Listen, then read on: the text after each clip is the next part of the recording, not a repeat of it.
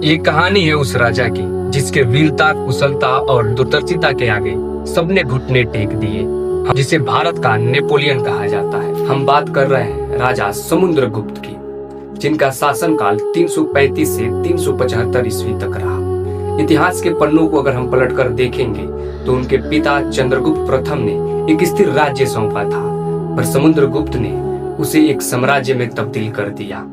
ये उनके वीरता और कुशलता का ही परिमाण है।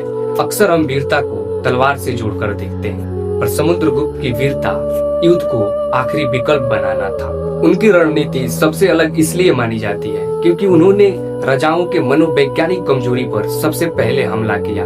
ऐसा कहा जाता है कि जो राजा अहंकारी था उस पर सीधा आक्रमण करते थे, जो व्यवहारिक था उससे संधि करते थे, और जहां जनता थक चुकी थी वहां बिना रक्तपात के युद्ध जीत लेते थे। इतिहास में शायद पहली बार ऐसा हुआ कि समुद्रगुप्त दक्षिण गए, युद्ध लड़े और वहां के राजाओं को पराजित करने के बाद भी वहां के एक भी राज्य अपने साम्राज्य में नहीं मिलाए। ऐसा कहा जाता है कि उनका उद्देश्य भूमि नहीं प्रभुत्व था। कहा जाता है कि समुद्रगुप्त ने 100 से अधिक युद्ध लड़े।